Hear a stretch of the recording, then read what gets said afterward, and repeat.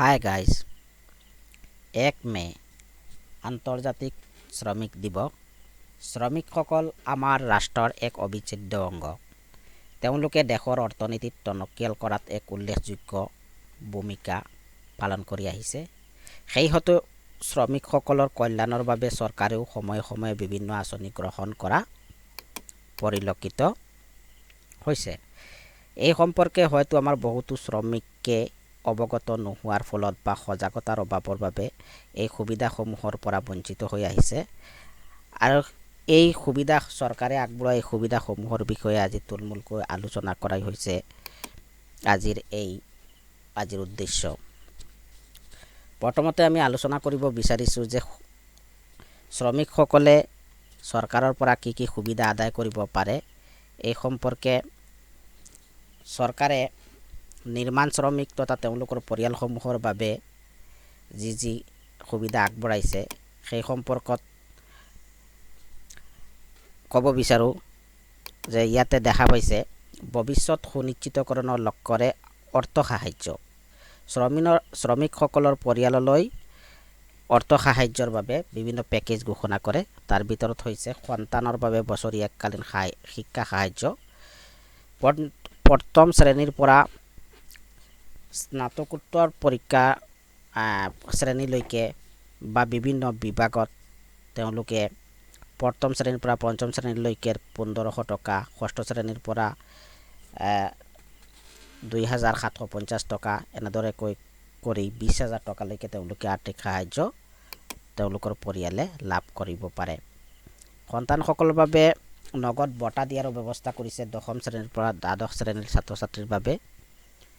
আপোনালোকে অলপ পঢ়ি ল'ব। ইয়াৰ পিছত অবিবাহিত মহিলা শ্ৰমিকসকলৰ দুটা সন্তানৰ বিবাহৰ বাবে এককালীন সাহায্য 25,000 টকালৈকে দিয়ে। প্ৰসূতি সাহায্য 20,000 টকা, সা সৰঞ্জাম ক্ৰয়ৰ বাবদ ঋণ 20,000 টকা, জটিল ৰোগৰ ক্ষেত্ৰত এককালীন সাহায্য তেওঁলোকে 1.5 লাখ টকালৈকে লাভ কৰিব পাৰে। বছৰি স্বাস্থ্য পৰীক্ষাৰ বাবে 5,000 টকা, ব্যক্তিগত নিৰাপত্তা আহিলা ক্ৰয়ৰ বাবে 5,000 টকা। ইয়াৰ পিছত গৃহ নিৰ্মাণৰ বাবে অগ্ৰিম ধন চৰকাৰৰ পৰা লাভ কৰে। তেওঁলোকে ফ্লেট ক্ৰয় কৰিবৰ বাবে 5 লাখ টকা, ভূমি ক্ৰয় কৰিবৰ বাবে 2 লাখ টকা, গৃহ নিৰ্মাণৰ বাবে 3 লাখ টকাকৈ আৰ্থিক সাহায্য লাভ কৰে। এয়া আমাৰ অসম চৰকাৰৰ জনতাৰ মাই গভ যিটো পৰ্টেল আছে সেই পৰ্টেলত তেওঁলোকে এইটো উল্লেখ কৰিছে। দ্বিতীয়তে আমাৰ যিটো সুবিধা সেই সুবিধাটো হৈছে তেওঁলোকে চিকিৎসাৰ ক্ষেত্ৰত এই শ্ৰমিকসকলে কি কি সুবিধা লাভ কৰে। চিকিৎসা সাহায্য বাবদ তেওঁলোকে ধন লাভ কৰে, আৰ্থিক ধন লাভ কৰে 1,000 টকাৰ পৰা 20,000 টকালৈকে। আংশিক শাৰীৰিক অক্ষমতাৰ ভিত্তিত তেওঁলোকে 25,000ৰ পৰা 1.5 লাখ টকালৈকে তেওঁলোকে সাহায্য পায়। দিব্যাংগসকললৈ মাহিলী 2,000 টকা। তাৰমানে যদি এই শ্ৰমিকসকলৰ পৰিয়ালত কোনোবা দিব্যাংগ সদস্য আছে তেওঁলোকক 2,000 টকাকৈ মাহিলী দিয়া হয় চিকিৎসা সাহায্যৰ বাবে। ইয়াৰ পিছত সেই শ্ৰমিকসকলৰ পৰিয়ালত কাৰোবাৰ মৃত্যু হ'লে তেওঁলোকৰ স্বাভাৱিক মৃত্যু হ'লে 50,000 টকা আৰু দুৰ্ঘটনাজনিত মৃত্যু হ'লে 3 লাখ টকাৰ সাহায্য লাভ কৰে। অন্ত্যেষ্টিক্ৰিয়া সম্বন্ধীয় সা সুবিধাটোৰ ক্ষেত্ৰতো চৰকাৰে তেওঁলোকক 5,000 টকা দিয়ে। আৰু তেওঁলোকৰ যেতিয়া 60 বছৰ পূৰ হৈ যায় তেতিয়া তেওঁলোকক মাহিলী 2,000 টকাকৈ পেঞ্চন দিয়ে। এনেকুৱা চৰকাৰে বিভিন্ন ধৰণৰ সুবিধাবোৰ প্ৰদান কৰি আহিছে আমাৰ শ্ৰমিকসকলৰ বাবে, শ্ৰমিক কল্যাণৰ বাবে। কিন্তু এই সুবিধাসমূহ সকলোৱে ভোগ কৰিব নোৱাৰে। তাৰে কাৰণ হ'ল সকলো শ্ৰমিকসকল পঞ্জীয়নভুক্ত নহয়। এই পঞ্জীয়নভুক্ত নোহোৱাৰ বাবে বহুতো শ্ৰমিকে তেওঁলোকে শ্ৰম কৰি জীৱিকা নিৰ্বাহ কৰি আছে যদিও সেই সুবিধাসমূহ ভোগ কৰিব নোৱাৰে। এয়া দেখা পাইছে আপোনালোকে ভৱিষ্যত সুনিশ্চিতকৰণৰ লক্ষ্যৰ আৰ্থ সাহায্যত 2020-21 বৰ্ষত চৰকাৰে 106.53 কোটি টকা খৰচ কৰিছে। বাজেটত ধাৰ্য কৰিছে তাৰে 4,52,462 গৰাকী উপকৃত হৈছে। বহুতো এনেকুৱা শ্ৰমিক পৰিয়াল আছে যিসকলে এই সুবিধাসমূহ পাব লাগে উপযুক্ত, কিন্তু তেওঁলোকে পঞ্জীয়ন নোহোৱাৰ বাবে এই সুবিধাসমূহ ভোগ কৰিব নোৱাৰে।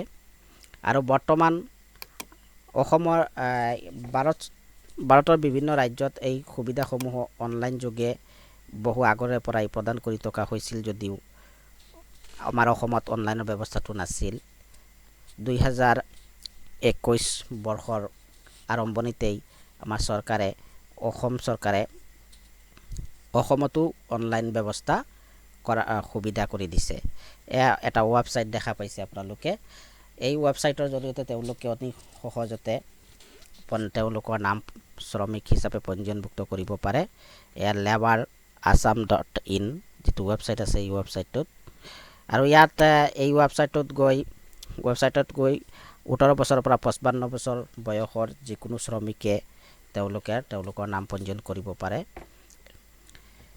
এই পঞ্জীয়ন কৰিবলৈ তেওঁলোকৰ কিছুমান নথিপত্ৰৰ প্ৰয়োজন হ'ব, যেনে ভাৰতীয় নাগৰিকৰ প্ৰমাণপত্ৰ, বয়সৰ প্ৰমাণপত্ৰ, স্থায়ী বাসিন্দাৰ প্ৰমাণপত্ৰ, 4খন পাছপোৰ্ট ফটো। ইয়াৰ পিছত মনোনীত ব্যক্তিৰ তেখেতৰ যিটো উত্তৰাধিকাৰী নমিনী আছে, নমিনী 2খন ফটো আৰু 90 দিনৰ কৰ্ম অভিজ্ঞতাৰ প্ৰমাণপত্ৰ। কোনোবা চাৰ্টিফাইড কণ্ট্ৰেক্টৰৰ আণ্ডাৰত বা চাৰ্টিফাইড কোম্পানীত তেওঁলোকে কাম কৰিছে, তাৰ পৰা তেওঁলোকে কমেও 90 দিনৰ কাম কৰাৰ অভিজ্ঞতাৰ প্ৰমাণপত্ৰ আৰু বেংকৰ পাছবুক কপি দি তেওঁলোকে অনলাইনত তেওঁলোকৰ নিজৰ নাম পঞ্জীয়ন কৰিব পাৰে। এই সম্পৰ্কে চৰকাৰে এক বিজ্ঞপ্তি যোগে জাননী দিছে। গতিকে আমি পৰৱৰ্তী ভিডিঅ'ত এই অনলাইন ছিষ্টেম labour.assam.in গৈ কেনেদৰে শ্ৰমিকসকলক পঞ্জীয়ন কৰিব লাগে সেই সম্পৰ্কে আমি বিতংকৈ ভিডিঅ'টো দেখুৱাই দিম। গতিকে আজিলৈ ইমানতেই। ভিডিঅ'টো চাই ভাল লাগিলে লাইক, কমেণ্ট আৰু শ্বেয়াৰ কৰিব আৰু মোৰ চেনেলটো ছাবস্ক্ৰাইব কৰিব। ধন্যবাদ।